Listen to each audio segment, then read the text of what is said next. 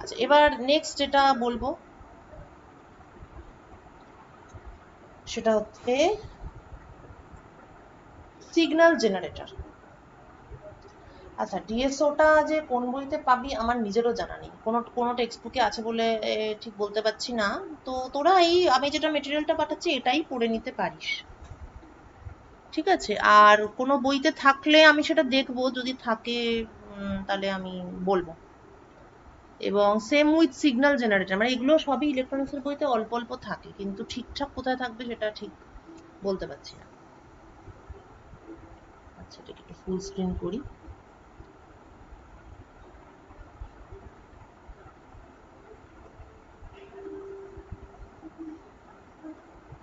হুম, তো signal generator হচ্ছে ওই যে ওয়েভ জেনারেট করা। এতক্ষণ তো দেখলাম ওয়েভ থাকলে সেটাকে কি করে ভিজুয়ালাইজ করব, আর ওয়েভ ফর্মকে আমি কি করে তৈরি করব। We will create a waveform using signal generator. Now, signal generator is an electronic device that generates repeating or non-repeating, যে কোনো রকম ইলেকট্রিক্যাল সিগন্যালই হতে পারে, মানে পালস সিগন্যালও হতে পারে। নন রিপিটিং ইলেকট্রিক্যাল সিগন্যাল যেমন একটা পালস, খচ করে একটা খোঁচা হয়ে গেল, তারপর আর কিছু নেই, ঠিক আছে? In either the analogue or the digital domain, যেরকম যে কোনো ধরনের সিগন্যালই হতে পারে। It is generally used in designing, testing, trouble shooting and repairing electronic or electro acoustic devices, though it often has artistic uses as well. Signal generator use করে লোকে ভালো ভালো ছবিও আঁকে, যেমন লোকে কফি কাপে আর্ট করে, এখন তো ফেসবুক খুললে কত কিছুই দেখা যায়। সিগন্যাল জেনারেটর ইউজ করে অনেক ভালো ভালো আর্ট, মানে আর্ট পিস অনেকে ক্রিয়েট করে। ওটা আমি পরে একটা ইউটিউব ভিডিও পেলে সেটা আমি তোদের পাঠাবো। মানে কাজের ক্ষেত্রে তো ইউজ হয় এবং আর্টিস্টিক ক্ষেত্রেও ইউজ হয়। তো স্ট্যান্ডার্ড সিগন্যাল, এবার সিগন্যাল জেনারেটর অনেক রকম হতে পারে depending on the type of the signal. Square wave generator একরকম হবে, সাইন ওয়েভ জেনারেটর তার থেকে আলাদা হবে। এগুলো কিছুটা কিছুটা ইলেকট্রনিক্সের পেপারে অনার্সের স্টুডেন্টরা পড়েছিস, মানে বিক্ষিপ্তভাবে পড়েছিস। তো overall standard signal generator produces known and controllable voltages. Controllable কথাটা এখানে খুবই ইম্পর্টেন্ট। যা খুশি তাই নয়েজ ক্রিয়েট হয়ে গেল, that is not a signal generator. Signal generator মানে এমন কোনো সিগন্যাল তৈরি হচ্ছে যেটা আমি জানি এবং যেটা আমি কন্ট্রোল করতে পারি। It is used as power source for the measurement of gain, signal two noise ratio. Noise মানে আনওয়ান্টেড ভোল্টেজ। আনওয়ান্টেড ভোল্টেজ কখন হতে পারে, যেমন ধর ভোল্টেজ, আমাদের বাড়ির ভোল্টেজ ফ্লাকচুয়েট করে, ওই যে ফ্লাকচুয়েশন ওটা unwanted voltage, that is an example of noise. যে কোনো মেশিনের ভেতরে ছোটখাটো সোল্ডারিং জয়েন্ট থাকে, সেখানে ভোল্টেজ তৈরি হয়, ওগুলো সব হচ্ছে নয়েজ। তো সিগন্যাল জেনারেটর মূলত পাওয়ার সোর্স হিসেবেই ইউজ করা হয়। গেন মাপা হয়, সিগন্যাল টু নয়েজ রেশিও মাপতে লাগে, ব্যান্ডউইথ মাপতে লাগে, ওয়েভ সংক্রান্ত অনেক রকম স্টাডি করতে লাগে, অল্টারনেটিং সিগন্যাল স্টাডি করতে দরকার হয়, প্রপার্টি স্টাডি করতে সিগন্যাল জেনারেটর লাগে। It is extensively used in the measuring of radio receivers and, মানে সিগন্যাল প্রসেসিং যেটাকে বলে, রেডিও রিসিভার এবং ট্রান্সমিটার ইনস্ট্রুমেন্ট, ঠিক আছে? With a means of modulating the carrier frequency, which is indicated by the dial setting on the front panel.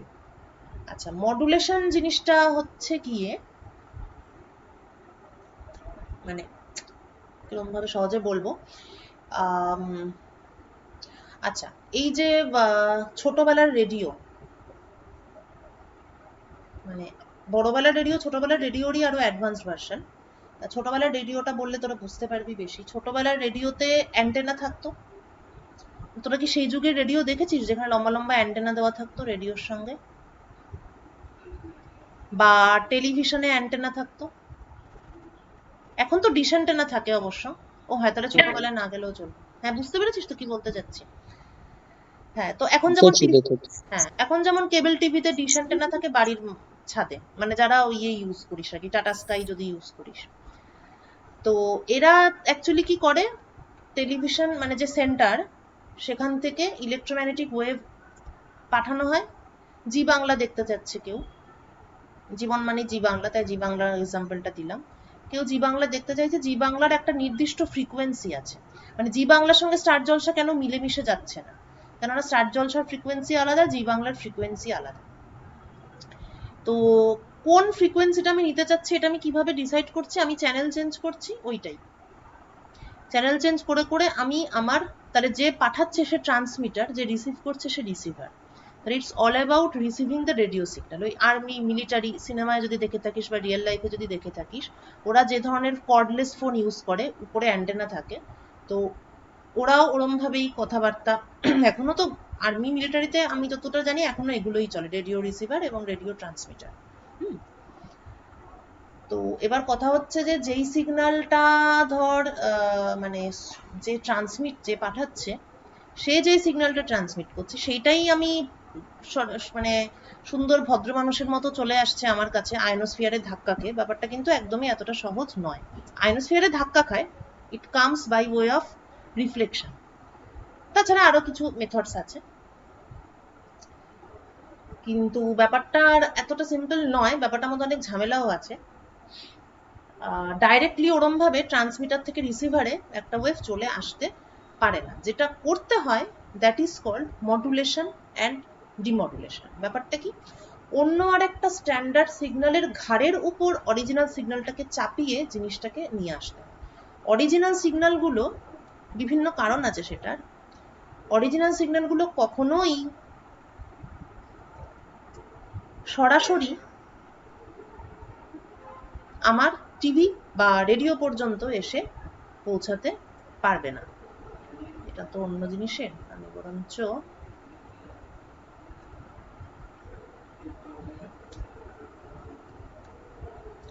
Modulation,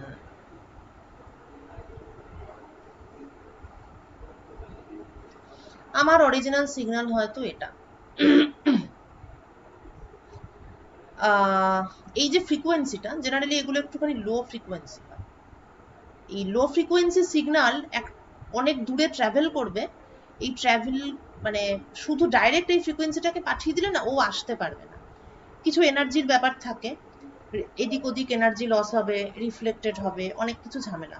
তার জন্য কি করতে হবে, আমাকে কি করতে হয়, একটা স্ট্যান্ডার্ড ওই ঘোড়ায় চেপে আসার মতো, গাড়ি ঘোড়া চেপে হাই ফ্রিকোয়েন্সি একটা সিগন্যাল থাকে যেটাকে বলা হয় ক্যারিয়ার, ও ক্যারি করবে ব্যাপারটাকে, ঠিক আছে, এটার সঙ্গে এটাকে অ্যাড করা হয়, এই অ্যাড করার প্রসেসকে বলে মডুলেশন।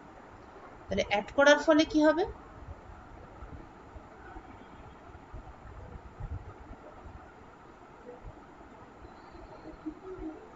এই হাই ফ্রিকোয়েন্সি সিগন্যালটা এরকম করে এরকম একটা লো ফ্রিকোয়েন্সি সিগন্যাল অনুযায়ী ও এরকম ভাবে একটা এনভেলাপে পরিণত হয়, ঠিক আছে, দিস ইজ কল্ড মডুলেশন।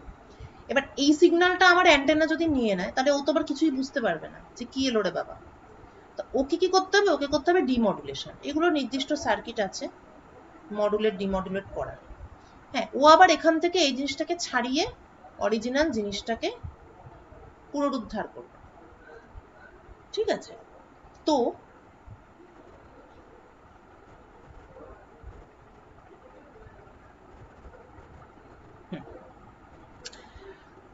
আচ্ছা, সো এই সিগন্যাল জেনারেটর জিনিসটা রেডিও রিসিভার এবং ট্রান্সমিটারে ভালোভাবে ইউজ করা হয়, এবং সিগন্যাল জেনারেটরের মধ্যে modulation of the career frequency এইটার মানে ইয়ে থাকে, মানে এবিলিটি থাকে, it can in principal modulate the career frequency, ঠিক আছে। The modulation is indicated by a meter. The output signal can be amplitude modulated or frequency modulated. এখানে আমি যেটা দেখালাম সেটা amplitude modulation, অ্যামপ্লিটিউডটাই ছোট বড় হচ্ছে according to the original low frequency signal. তাছাড়া ফ্রিকোয়েন্সি মডুলেট করেও করা যায়। Modulation may be done by a sine wave, square wave, rectangular or a pulse wave, যে যেভাবে মডুলেট করতে চায়। The elements of a conventional signal generator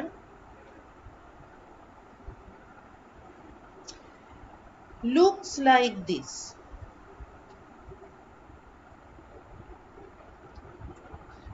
ঠিক আছে, তো হাউ ইজ ইট? একটা অসিলেটর যে কোনো রিপিটিং সিগন্যাল বা যে কোনো সিগন্যাল তৈরি করতে, মানে অসিলেটর আবার সেই একই জিনিস বলবো, মানে অনেক কিছুই,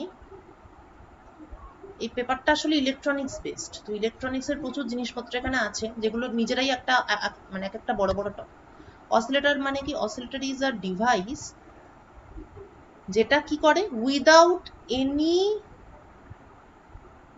external input it can create waveform.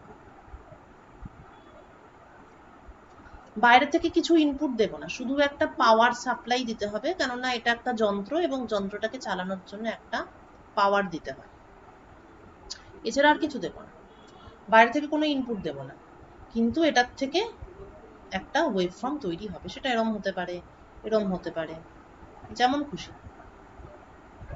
ঠিক আছে, that is called oscillator. So RF oscillator, যেখান থেকে রেডিও ফ্রিকোয়েন্সি তৈরি হয়, রেঞ্জ, ফ্রিকোয়েন্সি, অ্যামপ্লিটিউড সব কন্ট্রোল করার নব থাকবে। আচ্ছা, সেখান থেকে ওয়াইড ব্যান্ড অ্যাম্পলিফায়ার, মানে আরএফ অসিলেটরের সিগন্যাল, সেটাকে অ্যাম্পলিফাই করার অপশন থাকতে হবে। সেখান থেকে জিনিসটা যাবে আউটপুট অ্যাটেনুয়েটরে, অর্থাৎ অ্যাম্পলিটিউডটা যদি বিশাল বড় হয়ে যায় তাহলে সেটাকে যাতে আবার দরকার মতো ছোট করা যায়, সেখান থেকে output level.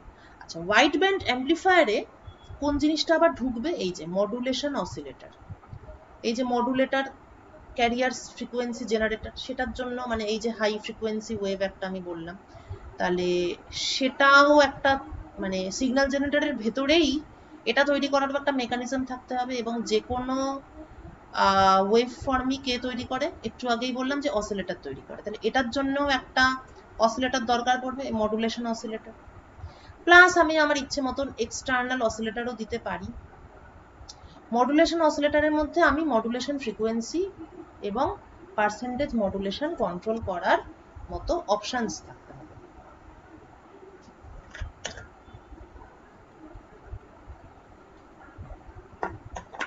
Now the carrier frequency is generated by a very stable RF oscillator. RF oscillator মধ্যে কি থাকে? ইন্ডাক্টর থাকে, ক্যাপাসিটর থাকে, এল এবং সি এর একটা কমপ্লিকেটেড সার্কিট থাকে। ঠিক আছে, having a constant output over any frequency range. এটাকে ট্যাঙ্ক সার্কিট এই কারণে বলে, কেননা ইন্ডাক্টর এবং ক্যাপাসিটর দিয়ে যে সার্কিটটা তৈরি হয়, সেখান থেকে আমি রেডিও ফ্রিকোয়েন্সি রেঞ্জের মধ্যে, রেডিও ফ্রিকোয়েন্সি রেঞ্জ একটা অনেক বড় রেঞ্জ, ওই হার্টজের রেঞ্জের মধ্যে আমি প্রচুর ফ্রিকোয়েন্সি ঢুকে আছে ওর মধ্যে, যেগুলোকে আমি ইচ্ছে মতন সিলেক্ট করতে পারি, সেই জন্য এটাকে জলের ট্যাঙ্কের সঙ্গে কম্পেয়ার করে যেন frequency tank. So LC tank circuit having a constant output over any frequency range. The frequency of oscillations is indicated by the frequency range control and the dial setting.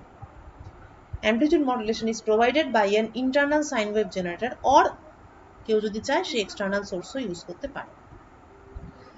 প্রশ্ন হচ্ছে অসিলেটরের সাথে সিগন্যাল জেনারেটরের পার্থক্য কি? কারণ মনে হতে পারে যে অসিলেটর নিজেই তো একটা ওয়েভ তৈরি করছে, আর সিগন্যাল জেনারেটর মানে সেও একটা সিগন্যাল জেনারেট করছে। So what is the difference? Signal generators are the sources of electrical signals used for the purpose of testing and operating different kinds of electrical equipment.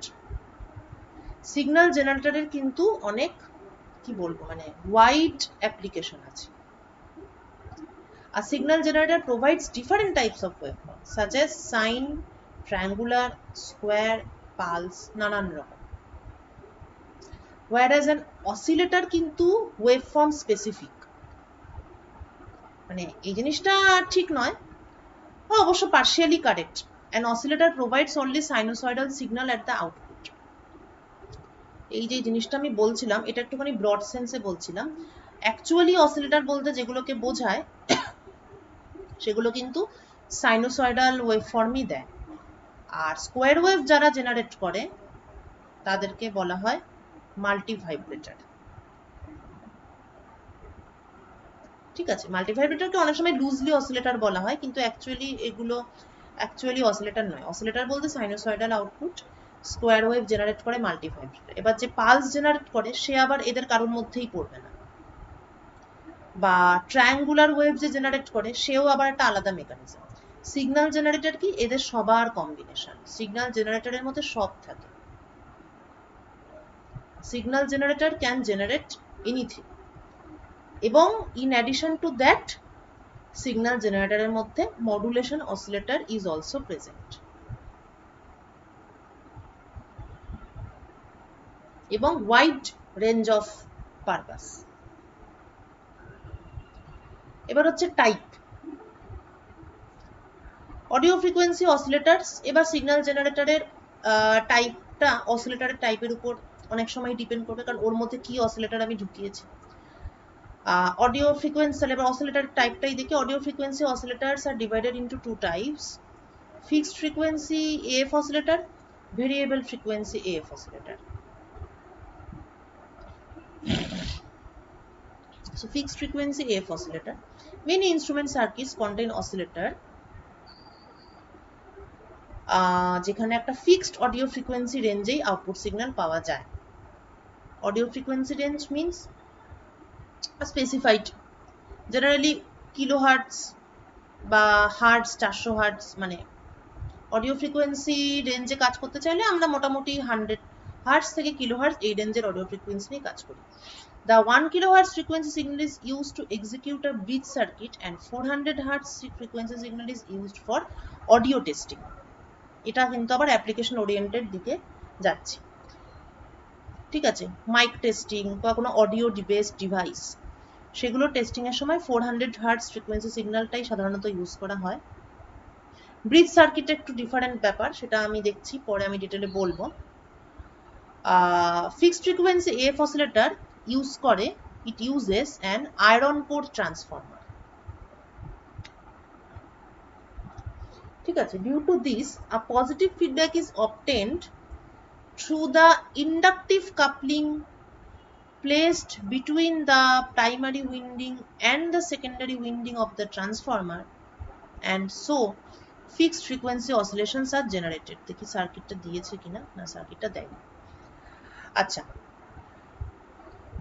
Transformer জিনিসটা কি?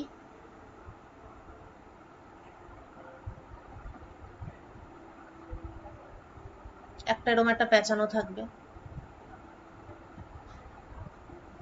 এরকম একটা পেঁচানো থাকবে, মাঝখানে একটা গ্যাপ থাকবে, ঠিক আছে। তো এই পেঁচানো জিনিসটার মধ্যে দিয়ে আমি যদি একটা এসি সিগন্যাল পাঠাই, ধরা যাক V0 sin ওমেগা টি, ঠিক আছে। এবং ধরা যাক এখানে নাম্বার অফ টার্নস আছে NP,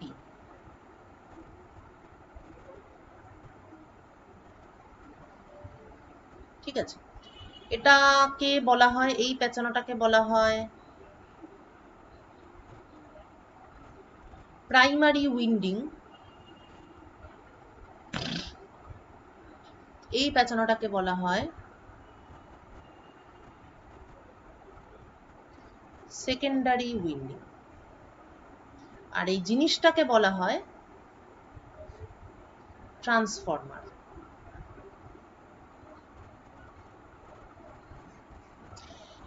ব্যাপার হচ্ছে এই যে যখন প্রাইমারি উইন্ডিং এর মধ্যে দিয়ে কারেন্ট পাস হচ্ছে, এখান দিয়ে তো কারেন্ট ফ্লো হচ্ছে, ভোল্টেজ ফ্লো হচ্ছে, কারেন্ট ফ্লো হচ্ছে। কারেন্ট যখন ফ্লো হচ্ছে তখন সমস্ত কারেন্টের দরুন একটা করেসপন্ডিং ম্যাগনেটিক ফিল্ড থাকে। ম্যাগনেটিক ফিল্ড থাকলেই তার করেসপন্ডিং একটা ম্যাগনেটিক ফ্লাক্স থাকবে, কেননা ফ্লাক্সটা কি, ম্যাগনেটিক ফিল্ড মাল্টিপ্লাইড বাই যেই এরিয়ার মধ্যে দিয়ে ও পারপেন্ডিকুলারলি ক্রস করছে। এটা যদি ম্যাগনেটিক ফিল্ড হয়, আর এটা যদি একটা এরিয়া হয়, তাহলে B ইন্টু A, এই হচ্ছে ফ্লাক্স, ঠিক আছে। ফ্লাক্সগুলোর একটা মজা হলো যে এই ফ্লাক্সগুলো প্রত্যেকটা প্যাচের সঙ্গে আলাদাভাবে লিঙ্ক থাকে। মানে তুই ভাবতে পারিস যে এটা নিয়ে এত ডিসকাশনের কি আছে, কারণ এখানে একটা বেসিক্যালি তো আছে একটা তার, সে যেমন পেঁচানোই হোক না কেন, বেসিক্যালি এখানে একটা তার আছে, তারের মধ্যে দিয়ে ভোল্টেজ ফ্লো হচ্ছে। এবার তার সঙ্গে গ্যাপ দিয়ে আমি আরেকটা তার রেখেছি। আমি এত কষ্ট করছি কেন? করছি বিকজ এই যে ফ্লাক্স লিঙ্কেজ বা এই যে ফ্লাক্সটা একটা মানে কয়েলের মধ্যে দিয়ে যে ম্যাগনেটিক ফ্লাক্সটা থাকে, সেটা কিন্তু প্রত্যেকটা প্যাচের সঙ্গে আলাদাভাবে ইন্টারঅ্যাক্ট করে বা আলাদাভাবে লিঙ্কড থাকে। তার ফলে যেটা হবে সেটা হচ্ছে যে এখানে প্রত্যেকটা প্যাচের সঙ্গে এই ফ্লাক্সটা আলাদাভাবে লিঙ্কড হবে, এবং যেহেতু এটা টাইমের সঙ্গে সঙ্গে চেঞ্জ হচ্ছে, তাহলে এই ফ্লাক্সটাও তো টাইমের সঙ্গে সঙ্গে চেঞ্জ হচ্ছে, মানে এই কারেন্টটা এটাও টাইমের ফাংশন, তার ফলে যে ফ্লাক্স পাওয়া গেল সেটাও একটা টাইমের ফাংশন। তাহলে এই ফ্লাক্সটা টাইমের সাথে সাথে যেহেতু চেঞ্জ হচ্ছে, তার ফলে ইন দিস এই যে যেটা একটু গ্যাপে রাখা আছে, এখানে ভোল্টেজ উইল বি ইনডিউসড। এবং এখানে যদি আমি একটা ভোল্ট মিটার রাখি, আমি কিন্তু এই দুটো এন্ডের মধ্যে একটা ভোল্টেজ পাবো। এবং এখানকার নাম্বার অফ টার্নস যদি ns হয়, number of turns per unit length ধরা যাক যদি ns হয়, এখানে number of turns per unit length যদি np হয়, তাহলে এখানের প্যাচের সংখ্যা আর এখানের প্যাচের সংখ্যা এর উপর কিন্তু এখানকার ইনডিউসড ভোল্টেজটা ডিপেন্ড করবে। অর্থাৎ এখানে অরিজিনাল অ্যাম্পলিটিউড v0 আছে, খুব ভালো কথা, কিন্তু এখানে আমি যে ভোল্টেজটা পাবো সেইটা কিন্তু that will depend on the ratio ns by np, যেটাকে বলা হয় turns ratio of the transformer. ns by np যদি গ্রেটার দ্যান 1 হয়, তাহলে অবশ্যই amplitude will increase. This is called a step up transformer.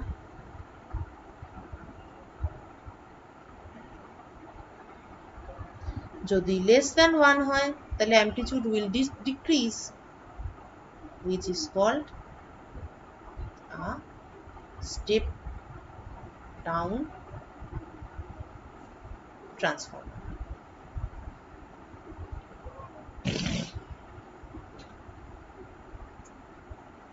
ঠিক আছে?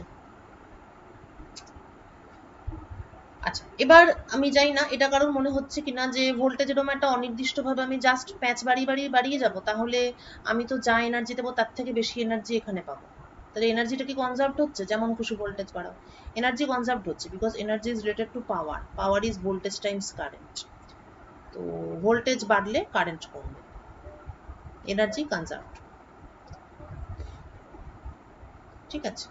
তো এই হচ্ছে ট্রান্সফরমার এবং এই সবের গল্প। তো fixed frequency F oscillator iron core transformer use করে। ট্রান্সফরমারের মাঝে যে গ্যাপ আছে, এখানে কোর মেটেরিয়াল হিসেবে ওরা আয়রনটাকে ইউজ করবে। সরি, গ্যাপ নয়, এই যে কয়েলগুলো যার উপরে উইন্ডিংটা আছে সেখানে আয়রন কোর ইউজ করবে। তার ফলে ফ্লাক্সের যে লিঙ্কেজটা ওটা আরো বেশি এফিশিয়েন্ট হয়। তো এই আয়রন কোর ট্রান্সফরমার ইউজ করার ফলে সার্কিটে একটা পজিটিভ ফিডব্যাক আসে। পজিটিভ ফিডব্যাক মানে হচ্ছে, আচ্ছা এইটা বলতে গেলে তো আবার অসিলেটরের পুরো ডিটেল থিওরি বলতে হবে, আমি একটু সংক্ষেপেই বলবো। What is feedback?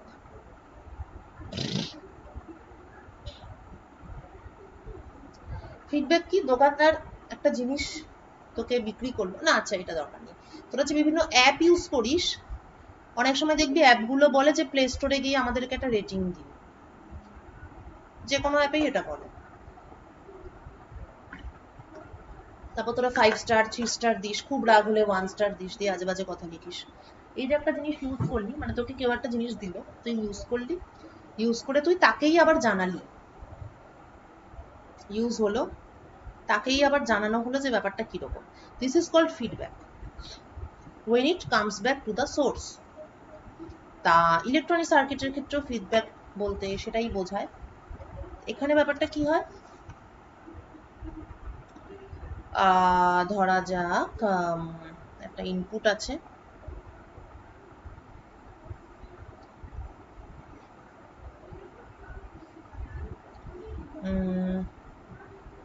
ইনপুট থেকে ইনপুট সিগন্যাল, এবার এটা ধর মনে কর অরিজিনাল ডিভাইস, কিছু একটা ডিভাইস, ধরা যাক এটা একটা অ্যাম্পলিফায়ার যে কিনা সিগন্যাল অ্যাম্পলিফাই করে।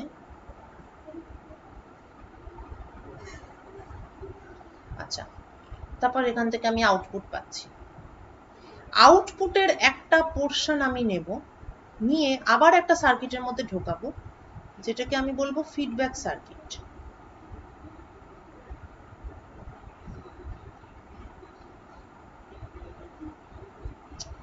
আউটপুটটা যদি V0 হয়, তাহলে ফিডব্যাক সার্কিটটা এমন যে এখান থেকে এমন সার্কিট যে যেখান থেকে একটা V0-র একটা পোর্শন যেখান থেকে বেরিয়ে আসবে। বিটাকে বলা হয় ফিডব্যাক রেশিও।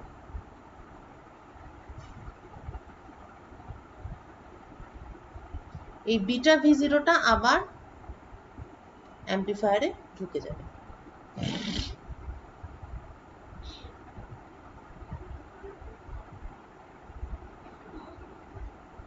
ঠিক আছে, বোঝা গেল? এই যে ঘটনাটা ঘটলো, এইটাই হচ্ছে ফিডব্যাক। তাহলে এটা যদি ইনপুট হয়, তাহলে অ্যাম্পলিফায়ারে এখন বেসিক্যালি যা ঢুকবে সেটা হলো VI plus minus beta V0। ঠিক আছে, তো এই প্লাস আর মাইনাস যদি প্লাস হয়, প্লাস বিটা V0, তাহলে এটাকে বলবো পজিটিভ ফিডব্যাক, কারণ ওটা ইনপুটকে বাড়াচ্ছে। যদি মাইনাস বিটা V0 হয়, তাহলে বলবো নেগেটিভ ফিডব্যাক, কারণ ওটা তখন ইনপুটকে কমাচ্ছে। যদি ফিডব্যাকটা পজিটিভ হয়, একমাত্র তখনই অসিলেটর তৈরি করা সম্ভব। এবং একটা বিশেষ কন্ডিশন আছে, যেটা ফুলফিল হলে বাইরে থেকে কোনো প্রকারের ইনপুট ভোল্টেজ ছাড়াই আউটপুটে দিব্যি সাইনোসয়েডাল ওয়েভ তৈরি করা যায়। আর নেগেটিভ ফিডব্যাক হলে অসিলেটর মানে ওয়েভ ফর্ম ক্রিয়েট করা যায় না। নেগেটিভ ফিডব্যাক অন্য কাজে লাগে, টু স্টেবিলাইজ দ্য গেন।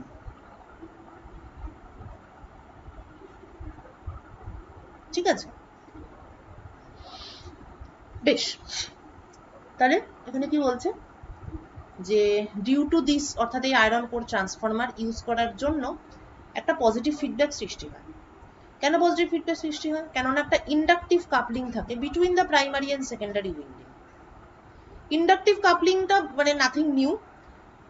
যখনই কোনো প্যাচ থাকবে, যখনই কোনো কয়েল থাকবে, কয়েল মানেই ইন্ডাক্টর, ওই জন্য যে কোনো ইন্ডাক্টরকে এভাবেই দেখানো হয়, যে কোনো কয়েলেরই একটা ওই ইন্ডাকটিভ এফেক্ট থাকে, যেটাকে বলা হয় আবেশ। ঠিক আছে, ইন্ডাকটিভ এফেক্ট মানে হচ্ছে যদি ওর মধ্যে দিয়ে একটা টাইম ডিপেন্ডেন্ট কারেন্ট পাস করে, তাহলে ও একটা ইএমএফ জেনারেট করে, যার ভ্যালু হচ্ছে L didt। এবং এটা যে সোর্স এই কারেন্টটাকে সৃষ্টি করেছে তার অপোজিট দিকে কাজ করে। That is the inductive effect. তাহলে প্রাইমারি আর সেকেন্ডারি উইন্ডিং তো দুটো কয়েল, তাদের নিজেদের মধ্যে একটা কাপলিং থাকে because of induction. So this is called inductive coupling. এই ইন্ডাকটিভ কাপলিং এর ফলে একটা পজিটিভ ফিডব্যাক সৃষ্টি হয়। পজিটিভ ফিডব্যাক হলেই আগেই বললাম যে সেটা অসিলেটর হিসেবে কাজ করবে।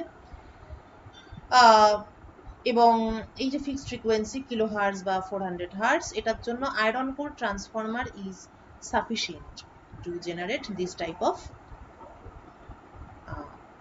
Wave. Variable frequency, frequency change করতে গেলে কি করব?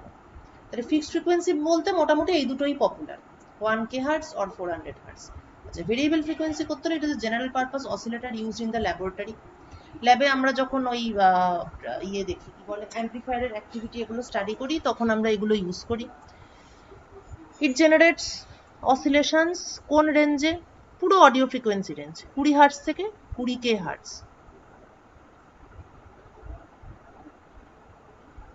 এবং তার জন্য আরসি ফিডব্যাক অসিলেটর ইউজ করা হয়। এর আগেরটাতে আমরা দেখলাম যে আয়রন কোর ট্রান্সফরমার ইউজ করছি, আর ভেরিয়েবল রেঞ্জের জন্য আমরা জেনারেলি রেজিস্টার ক্যাপাসিটর সার্কিট দিয়ে, মানে আর আর সি থাকে, note the difference, radio frequency অসিলেটরে কিন্তু এলসি থাকে, ইন্ডাক্টর এবং ক্যাপাসিটর। কিন্তু যদি অডিও ফ্রিকোয়েন্সির দরকার হয় তখন ইন্ডাক্টর ইউজ করা হয় না, তখন রেজিস্ট্যান্স এবং ক্যাপাসিটর ইউজ করা হয়। এই ডিফারেন্সগুলো ইম্পর্টেন্ট, মানে কোন রেঞ্জের ফ্রিকোয়েন্সি চাইছি সেটা ডিপেন্ড, মানে পাবো সেটা ডিপেন্ড করবে কি ধরনের কম্পোনেন্ট আমি ইউজ করছি তার উপর। আচ্ছা, এইবার হচ্ছে ফাংশন জেনারেটর। ফাংশন জেনারেটর ল্যাবে বেশি ইউজ হয়, মানে ল্যাবরেটরি ভার্সনকেই মূলত ফাংশন জেনারেটর বলে। যাই হোক, তবে এটা ইলেকট্রনিক টেস্ট, বিভিন্ন রকম বড় মানে ফ্যাক্টরিতে কোনো ইলেকট্রনিক ইকুইপমেন্ট তৈরি হয় সেখানে টেস্টিং পারপাসেও ফাংশন জেনারেটর ইউজ করে। To generate different types of electrical waveforms over a wide range of frequency, sine, square, triangle, sawtooth। এই যে sawtooth একদম নিচে আছে, যেটা সিআরও পড়ানোর সময় বলেছিলাম, time base generator.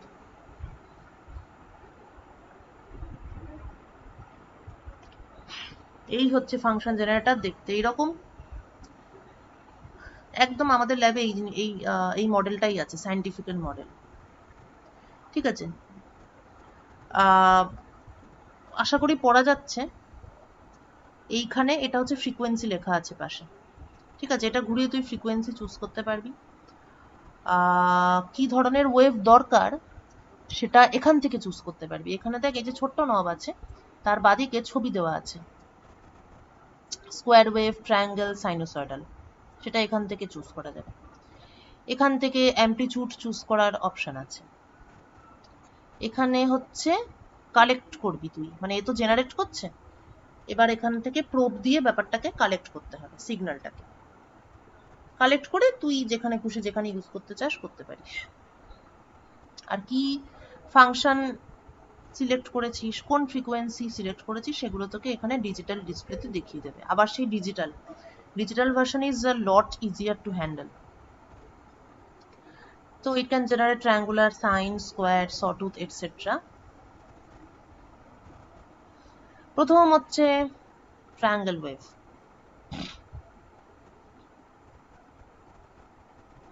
How to generate a triangle wave using function generator?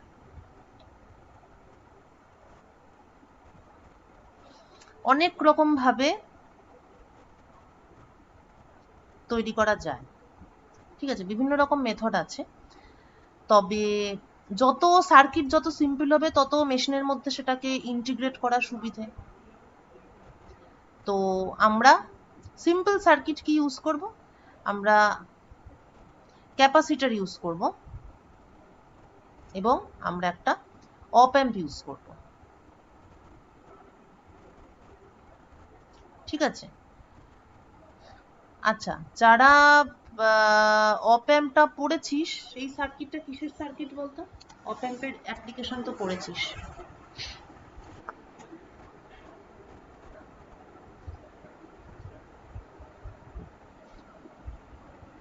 দেখে কি চেনা যাচ্ছে এই সার্কিটটা কিসের সার্কিট?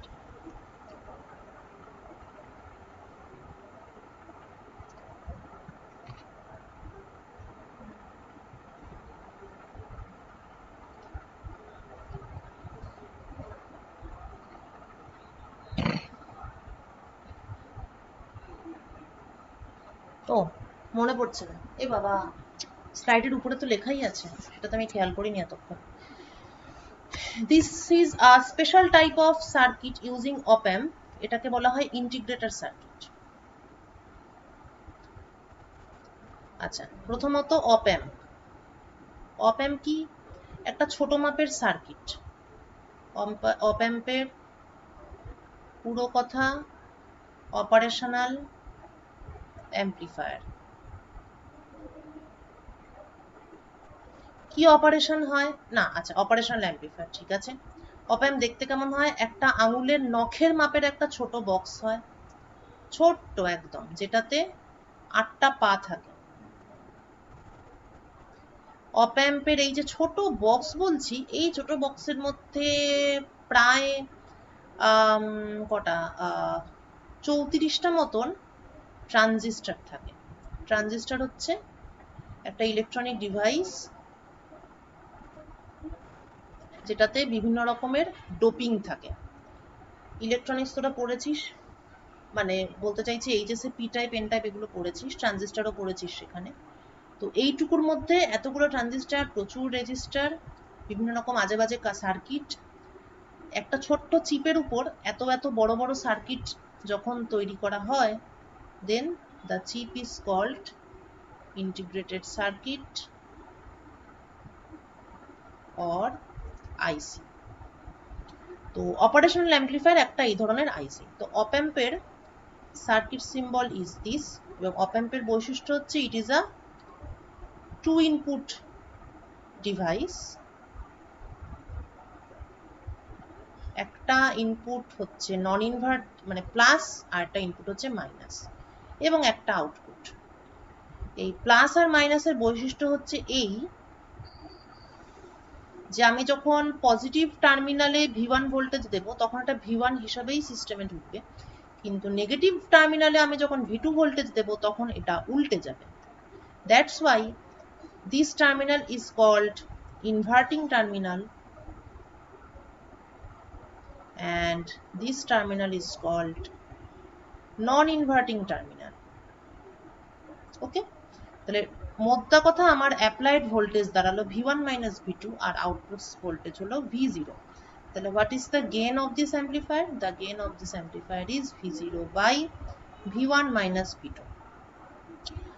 আইডিয়াল অপ অ্যাম্পের ক্ষেত্রে এই গেনটা বিশাল বড়। আইডিয়াল অপ অ্যাম্পের ক্ষেত্রে মানে রিয়েল লাইফ অপ অ্যাম্পের ক্ষেত্রে মানে ইনফিনিটি তো নয়, হয়তো বিশাল বড়, হয়তো 10 to the power 6 বা 10 to the power 8, আর আইডিয়াল অপ অ্যাম্পের ক্ষেত্রে দিস ইজ ইনফিনিটি। তাহলে যখন দিস ইজ ইনফিনিটি তখন that means V1 minus V2 tends to 0 বা V1 tends to V2, সোজা কথা। তার মানে হলো ফর এনি অপ অ্যাম্প এই দুটো মানে সে তার সার্কিট যেমনই দেখতে হোক, যেমন এখানে যেমন একটা বিশেষ ধরনের সার্কিট ওরা ডিজাইন করেছে, কিন্তু কথা হলো যে এই পয়েন্টের ভোল্টেজ আর এই পয়েন্টের ভোল্টেজ সব সময় একই থাকবে। V1 and V2 external circuit যেমনই হোক না কেন এদের ভোল্টেজ সব সময় একই থাকবে। This is one unique feature of অপ অ্যাম্প, এবং এই ফিচারের জন্যই অপ অ্যাম্প ইউজ করা is so easy and it is so much useful. এটার মানে হলো যে আমি যদি V1 কে গ্রাউন্ড করে দিই তাহলে V2 এর ভোল্টেজটা অটোমেটিক্যালি 0 ভোল্ট হয়ে যাবে, অটোমেটিক্যালি। তা সে তুই V2 এর সঙ্গে যাই করিস, যাই ব্যাটারি দে, রেজিস্টার দে, ক্যাপাসিটর দে, হোয়াটএভার, V1 যদি গ্রাউন্ড থাকে V2 0 হয়ে যাবে সাথে সাথে, অথচ V2 কে আমাকে ডাইরেক্টলি গ্রাউন্ড করতে হলো না। এই সুবিধাটা থাকার ফলে আমি নানান রকম সার্কিটে অপ অ্যাম্পকে ইউজ করতে পারি, মানে সরাসরি গ্রাউন্ড না করেও একটা মানে গ্রাউন্ড না করে বা সরাসরি কিছু না করে একটা পয়েন্টের ভোল্টেজকে এত সুন্দরভাবে কন্ট্রোল করা। ঠিক আছে, বেশ, তাহলে এই গেল হচ্ছে অপ অ্যাম্প। এখন কথা হলো যে হোয়াট ওয়াজ দ্যাট সার্কিট,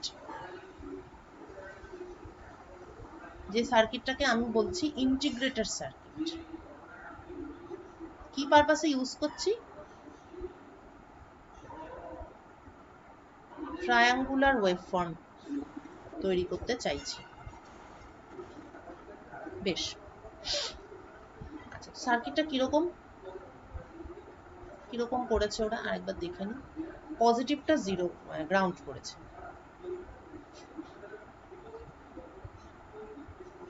আচ্ছা নেগেটিভ টার্মিনালে রেজিস্ট্যান্স দিয়েছে,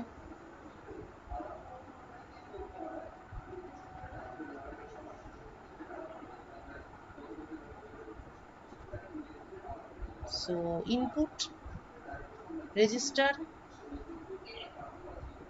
আউটপুট ভোল্টেজ। আচ্ছা এই পয়েন্ট সরি এই পয়েন্ট এবং আউটপুটের মধ্যে একটা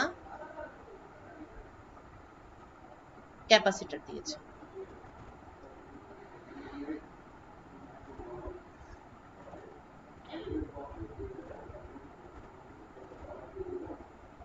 ওকে,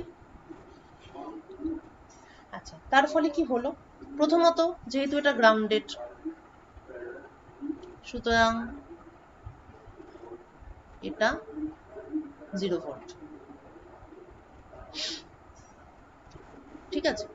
আচ্ছা, এবার দ্বিতীয়ত এখানে একটা ইনপুট ভোল্টেজ আছে, তাহলে এখান দিয়ে একটা কারেন্ট ঢুকছে, যেই কারেন্টটা এখান দিয়ে পাস করছে এবং ক্যাপাসিটরের মধ্যে দিয়ে ক্যাপাসিটরটাকে চার্জ করছে, চার্জ করার কাজে ইউজ হচ্ছে, তারপর এদিকে আসছে। এই হচ্ছে ব্যাপার। তো তাহলে what we can write is, ও আচ্ছা, একটা ইম্পর্টেন্ট জিনিস আমি বলতে ভুলে গেলাম, সেটা হচ্ছে অপ অ্যাম্পের আরেকটা ইম্পর্টেন্ট ক্যারেক্টারিস্টিক্স হচ্ছে ইনপুট ইম্পিডেন্স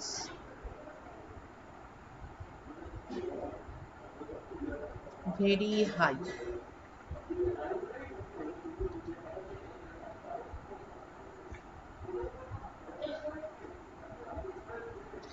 অপ অ্যাম্পের ভেতরে কোনো কারেন্ট ঢোকে না,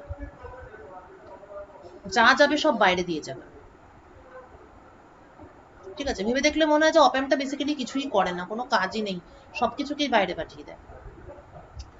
আচ্ছা, যেহেতু অপ অ্যাম্পের ভেতরে ইনপুট ইম্পিডেন্স ভেরি হাই, তাই কারেন্টটা এই পয়েন্টে আসবে, এসে উপর দিয়ে যাবে।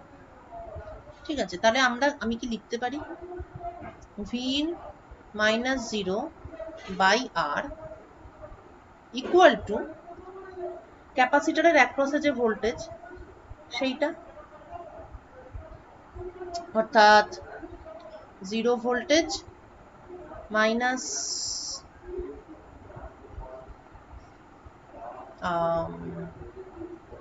জাস্ট এ মিনিট,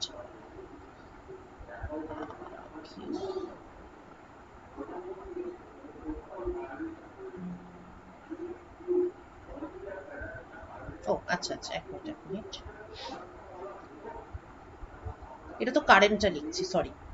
আচ্ছা, Vin minus 0 by R এটা হচ্ছে যে কারেন্টটা ফ্লো হচ্ছে সেইটা। ঠিক আছে, তাহলে এখান থেকে এই পয়েন্টের মধ্যে দিয়ে যে কারেন্ট ফ্লো হলো সেটা হচ্ছে Vin minus 0 by R। এবার এই কারেন্টটাই আবার ক্যাপাসিটরের মধ্যে দিয়ে ফ্লো হচ্ছে। এখন ক্যাপাসিটরের ক্ষেত্রে আমরা জানি যে ক্যাপাসিটরের অ্যাক্রসে যদি ভোল্টেজ V হয়, তাহলে চার্জ হবে Q ইকুয়াল টু CV, অর্থাৎ ভোল্টেজ V ইকুয়াল টু হচ্ছে Q বাই C। ঠিক আছে, আবার Q কে আমি কারেন্টের ফর্মে লিখতে পারি 1 by C IDT।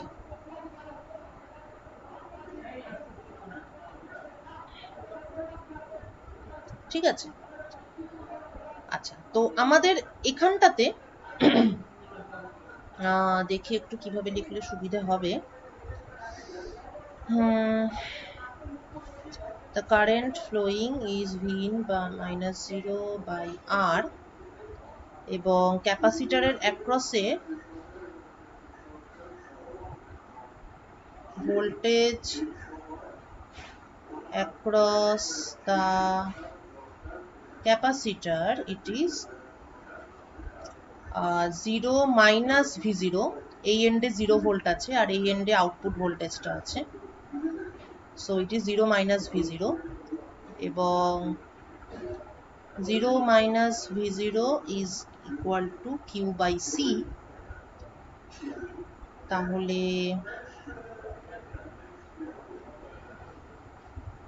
Q is equal to minus C V0, আবার Q is equal to IDT, মানে যেহেতু current is equal to dq dt, তাহলে Q is equal to IDT, so IDT is minus C V0। আবার আইটা কি Vin by R, অর্থাৎ 1 by R V input dt is equal to minus C V0। সুতরাং V0 is equal to minus 1 by RC V input dt।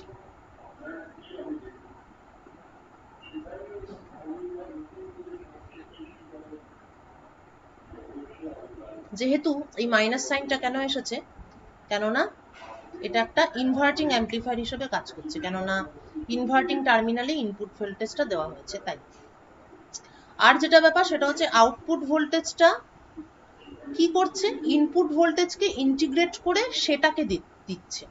তাহলে this circuit is actually integrating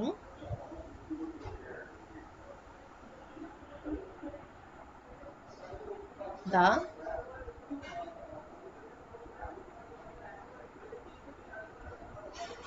input voltage।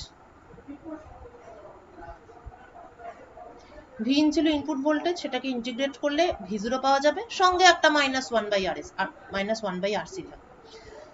So this is integrating input voltage। এখন তার সঙ্গে triangular ওয়েভফর্মের কি সম্পর্ক, এটা আবার নিজেরা ভাব যে ট্রায়াঙ্গুলার ওয়েভফর্ম দেখতে কেমন হয়, এরকম এরকম এরকম এরকম।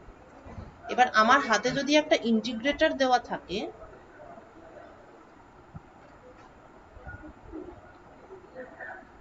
এটা আমার আউটপুট। ধরা যাক আমি একটা ইন্টিগ্রেটর থেকে V0 আউটপুট চাইছি, তাহলে ইনপুটে আমাকে কি দিতে হবে, কি ধরনের ভোল্টেজ ইনপুটে দিলে আমি আউটপুটে ট্রায়াঙ্গুলার ওয়েভফর্ম পাবো?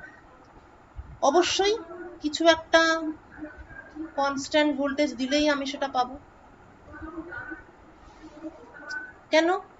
কেননা V0 হচ্ছে proportional to V in dt, তাই তো? এখন V0 যদি ট্রায়াঙ্গুলার ওয়েভ হয়, তাহলে এটাকে আমি কিভাবে এক্সপ্লেন করতে পারি? এটা যদি টাইম পিরিয়ড t হয়, তাহলে আমি V0 কে কিভাবে লিখতে পারি? V0 ইকুয়াল টু AT যখন টাইম 0 থেকে t নট, এবং V0 is equal to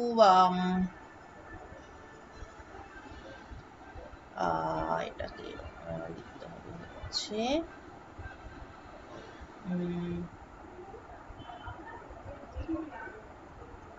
t minus t0, না t0 মাইনাস t করি এটাকে,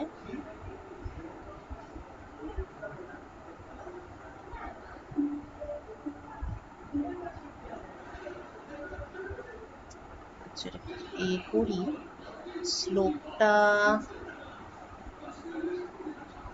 যখন t ইকুয়াল টু t0 তখন এটাই হতে হবে।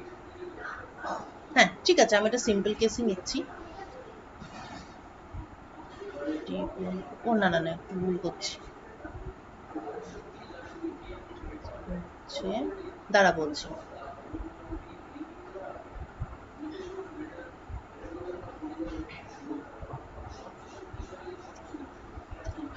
যখন t ইকুয়াল টু t0, এটা যখন t ইকুয়াল টু, মানে এটা 0 হবে যখন small t equal to capital T,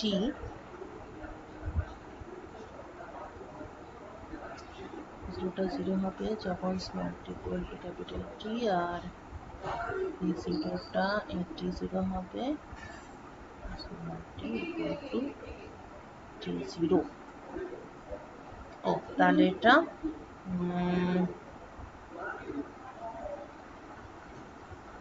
এরকম করা যায়, t0 minus t by t0। হ্যাঁ এবার ঠিক আছে। ও মা সরি,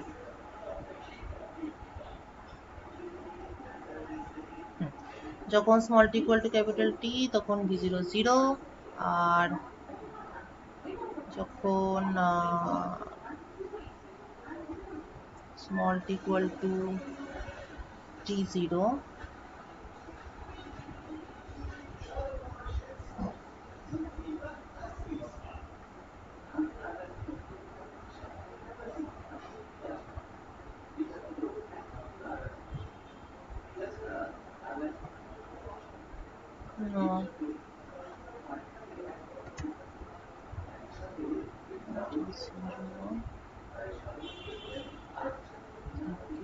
ক্যাপিটাল T,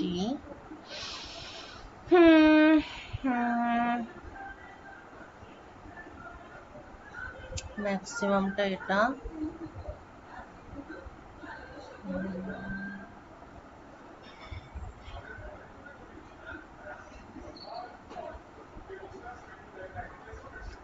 আচ্ছা এই পয়েন্টের কোঅর্ডিনেট হচ্ছে t0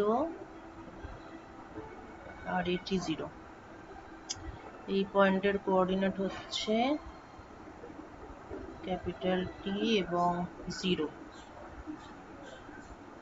তাহলে এই স্ট্রেট লাইনটার ইকুয়েশন হবে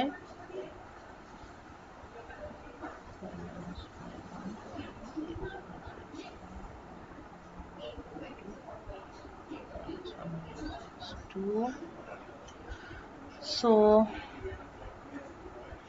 y minus 1 x minus t0 t0 minus t না t0 minus 0 by t0 minus capital T. Therefore, the equation is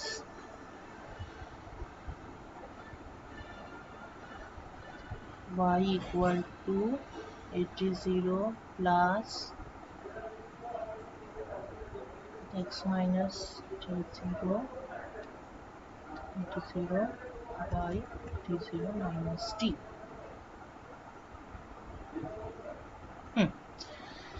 বেশ, আচ্ছা, আমার একটু ওই ধরার গুণে ফাংশনটা খুবই বাজে দেখতে হয়ে গেল।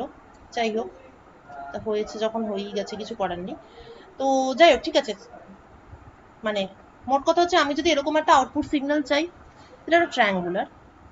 তো ট্রায়াঙ্গুলারটা কিরকম না, t0 পর্যন্ত এটা উঠবে একটা নির্দিষ্ট স্লোপ নিয়ে, দ্য স্লোপ ইজ a, মানে v0 ইকুয়াল টু at, এবং তারপর এটা আবার নেমে আসবে, এবং আমার টাইম পিরিয়ড হচ্ছে ক্যাপিটাল T। ঠিক আছে, তাহলে এটাকে আমি যদি ম্যাথমেটিক্যালি লিখতে চাই, তাহলে ওঠার সময় এটা হবে একটা straight line with a positive slope ওঠার সময়, আর নামার সময় হবে একটা straight line with a negative slope. ইকুয়েশনটা ঠিক হয়নি। এবার ওঠার সময়টা তো সিম্পল, ঠিক আছে, v0 ইকুয়াল টু at। নামার সময়ের নেগেটিভ স্লোপ ওলা যে স্ট্রেট লাইন, সেটা মানে আর কি একটুখানি খারাপ দেখতে, ও সেটাকে মেবি একটু সিম্পলিফাই করা যায়। t0 দিয়ে যদি আমি নিচে ভাগ করি, t0 plus t0 a 1 minus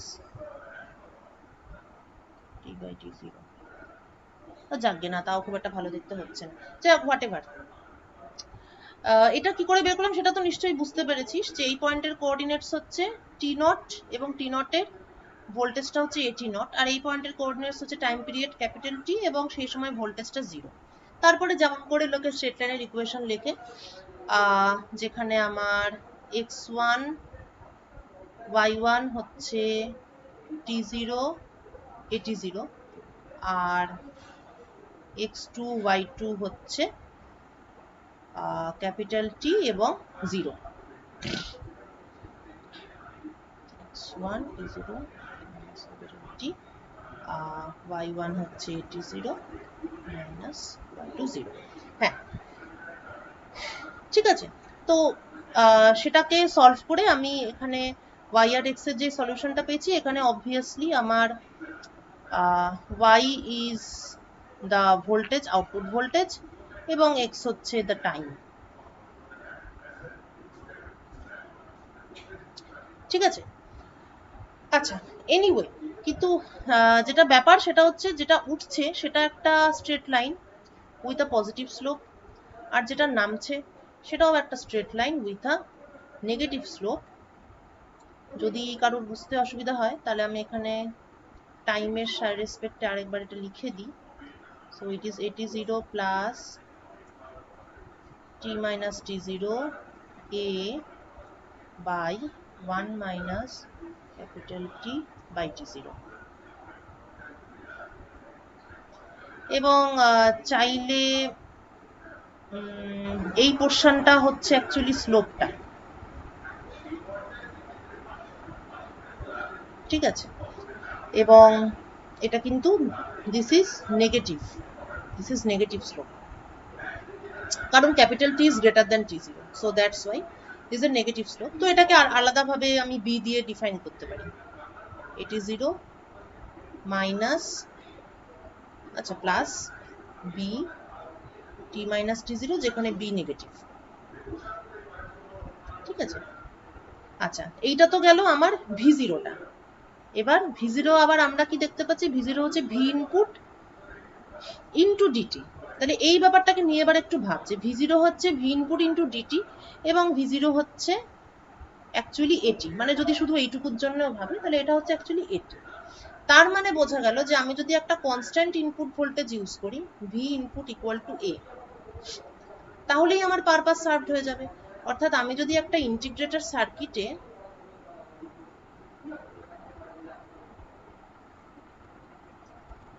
input ভোল্টেজের জায়গায়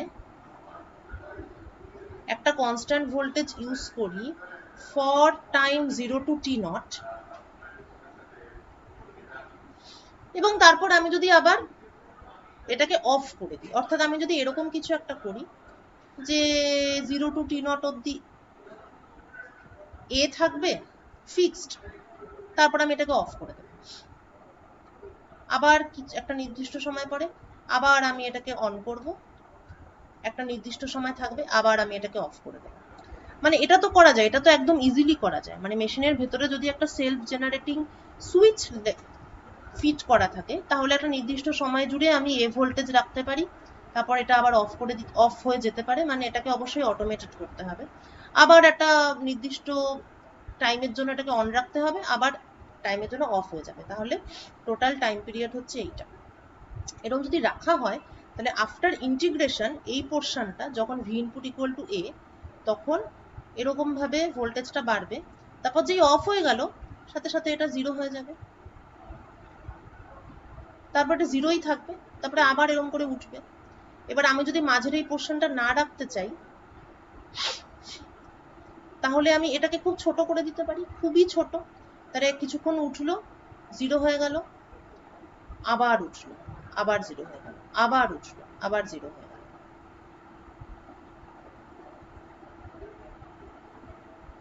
ঠিক আছে, ক্লিয়ার? আচ্ছা, এবার আরেকটাও কাজ করা যেতে পারে, যে আমি যদি ভেতরে ইনপুট ভোল্টেজটাকে, ইনপুট ভোল্টেজের কথা বলছি, কিছুটা সময় রাখলাম প্লাসে, হঠাৎ করে সেটাকে আমি কিছুক্ষণ পরে মাইনাসে করে দিলাম, সেটাও করতে পারি। তাহলে কিছুক্ষণ প্লাসে থাকবে, কিছুক্ষণ মাইনাসে থাকবে। তাহলে যখন প্লাসে থাকবে তখন ভি ইনপুট ডিটি, তাহলে আউটপুটে পাওয়া যাবে এটি। যেই মুহূর্তে মাইনাসে করে দিলাম তখন আউটপুট হয়ে যাবে মাইনাস এটি। তাহলে একবার এরম ভাবে উঠবে পজিটিভ স্লোপ, আবার এরম ভাবে নামবে নেগেটিভ স্লোপ। তাহলে দেখা যাচ্ছে ইন্টিগ্রেটর সার্কিট ইউজ করে খুব সহজেই ট্রায়াঙ্গুলার ওয়েভফর্ম জেনারেট করা যায়, মানে খুবই সহজে, কারণ এই ইনপুট ভোল্টেজটা জেনারেট করা এমন কোনো কঠিন ব্যাপার না।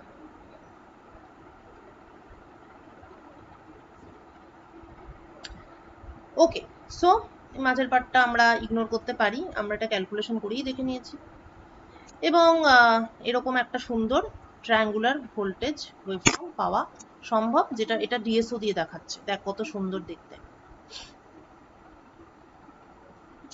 আচ্ছা, নাও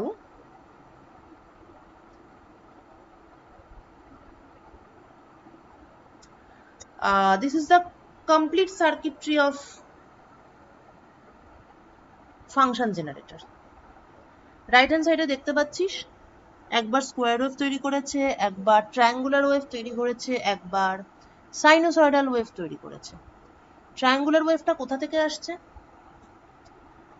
ইন্টিগ্রেটর একটা মাঝখানে বসানো। Integrator means this is the অপ অ্যাম্প অনলি, উপর দিয়ে ক্যাপাসিটরটা দেখতে পাওয়া যাচ্ছে, আর এখানে রেজিস্টার আছে। তাহলে ইন্টিগ্রেটর থেকে সরাসরি আমি যে আউটপুটটা নিচ্ছি সেখানে ট্রায়াঙ্গুলার ওয়েভ পাচ্ছি।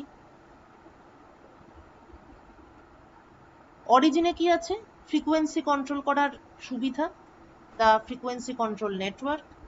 তারপর কি আছে? Upper constant current source, lower constant current source. এই কারেন্টগুলো পাঠিয়েই আমি আমার ফাইনাল ফাংশনগুলোকে জেনারেট করব। এইবার স্কোয়ার ওয়েভ, এই একই বেসিক সার্কিট অর্থাৎ ফ্রিকোয়েন্সি কন্ট্রোল, তারপর আপার এবং lower constant current source, integrator থেকে তো সরাসরি ট্রায়াঙ্গুলার ওয়েভ পাচ্ছি, কিন্তু এই একই সার্কিট থেকে আমি স্কোয়ার ওয়েভ যখন পাচ্ছি তখন আমি একটা ভোল্টেজ কম্পারেটরের সাহায্য নিচ্ছি, আর যখন আমি সাইনোসয়েডাল ওয়েভ চাইছি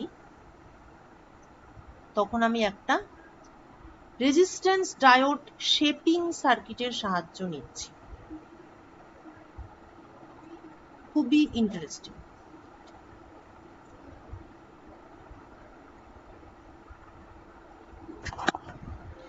ভোল্টেজ কম্পারেটর, আগেই বলেছি যে অপ অ্যাম্প, এই যে পজিটিভ আর নেগেটিভ যে টার্মিনাল, এদের টেন্ডেন্সি কি সবসময় V1 আর V2 কে কাছাকাছি রাখা। V0 by V1 minus V2, this is very large. এই যে ভেরি লার্জ, এটার মানে হলো যখনই, মানে এটা তো একটা সংখ্যা, মানে রিয়েল অপ অ্যাম্পের ক্ষেত্রে, তো যখনই V1 একটুখানি বড় হবে, জাস্ট একটুখানি যদি V2 থেকে বড় হয়, তখনই AV becomes a very large positive quantity, আর যখন এটা V2 থেকে জাস্ট একটুখানি ছোট হয় তখন AV becomes a very large negative quantity.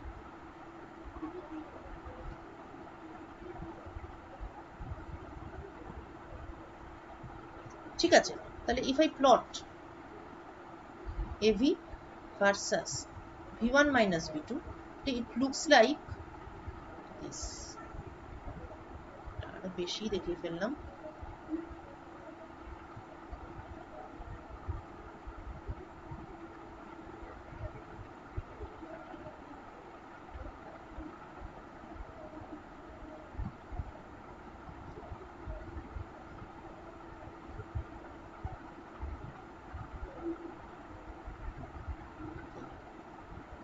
মানে জাস্ট সামান্য পজিটিভ হতেই এটা একটা বড় বিশাল বড় ভোল্টেজ হয়ে গেল, সামান্য নেগেটিভ হতেই বিশাল বড় নেগেটিভ ভোল্টেজ হয়ে গেল। ও, এটা এভি নয়, এটা হচ্ছে আউটপুট ভোল্টেজ। আচ্ছা, এটা ইনফিনিটি কেন হলো না? কারণ আমি বাইরে থেকে একটা নির্দিষ্ট পাওয়ার সাপ্লাই করছি, যেটা হচ্ছে পাওয়ার সাপ্লাই অফ দ্য অপ অ্যাম্প। একটা পজিটিভ আর একটা নেগেটিভ দুটোই পাওয়ার সাপ্লাই দেওয়া হয়, তাহলে এনার্জি কনজারভেশন, শক্তির নিত্যতা সূত্র, ভিএস এর থেকে বেশি আউটপুট পাওয়া কখনোই সম্ভব নয়। So it is plus VS and it is minus VS. তাহলে বোঝা গেল যে আমি যদি V2 তে কিছু একটা ফিক্সড ভোল্টেজ দিয়ে রাখি, আর V1 এ আমি যদি এটা হাবিজাবি আন্তাবড়ি ভোল্টেজ অ্যাপ্লাই করি, এরকম একটা কিছু, তাহলে যেটা হবে,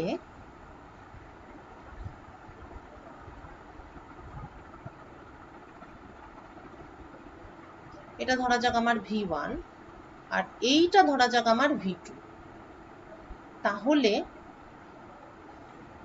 কি হবে আউটপুটে? যতবার V1 V2 কে, যেমন দেখ এখানে V1 V2 থেকে ছোট, তাহলে V1 V2 থেকে ছোট হলে আউটপুটটা হয়ে যাবে কত? মাইনাস ভিএস, কেননা V1 is less than V2। কিন্তু এই পয়েন্টে কি হলো? V1 টা V2 থেকে বড় হয়ে গেল, V1 becomes greater than V2। কতক্ষণ বড় থাকবে? এই পয়েন্ট পর্যন্ত। এই পুরো এলাকাটাতে V1 V2 থেকে বড়, তাহলে এখন ভোল্টেজ হবে প্লাস ভিএস। আবার এই পয়েন্টটা ক্রস করলো, আবার ছোট হয়ে গেল, আবার নিচে নেমে গেল, মাইনাস ভিএস। কতক্ষণ ছোট থাকবে? এই পয়েন্ট অবধি, তাহলে এতক্ষণ অবধি মাইনাস ভিএস থাকবে, আবার প্লাস ভিএস হয়ে যাবে, এরকম করে ব্যাপারটা চলতে থাকবে। তাহলে this is a square wave. This is the simplest method of generating a square wave. অবশ্যই আরো বাজে মেথড আছে, ইউজিং মাল্টিভাইব্রেটর। ঠিক আছে, কিন্তু মাল্টিভাইব্রেটরের ডিটেল মেকানিজম পড়াবো না, কারণ এটা পুরোপুরি একটা সেপারেট কোর্স, সেটা এটার মধ্যে সম্ভবই না পড়ানো। কিন্তু ইউজিং আ ভোল্টেজ কম্পারেটর আমরা ইন্টিগ্রেটর থেকে যা সিগন্যাল পাবো সেটাকে আবার স্কোয়ার ওয়েভে কনভার্ট করতে পারি। ভোল্টেজ কম্পারেটর দিয়ে যে কোনো ভোল্টেজকেই স্কোয়ার ওয়েভে কনভার্ট করা যায়। আর কি বাকি রইল? Sinusoidal wave. লক্ষ্য করলে দেখা যাবে ট্রায়াঙ্গুলার ওয়েভের সঙ্গে সাইনোসয়েডাল ওয়েভের সম্পর্কটা সব থেকে বেশি ভালো, মানে কাছাকাছি ওরা। ট্রায়াঙ্গুলার ওয়েভ এটাকে একটু সুন্দর করে একটুখানি বেন্ডিং করতে পারলেই, অর্থাৎ শেপ মডিফিকেশন,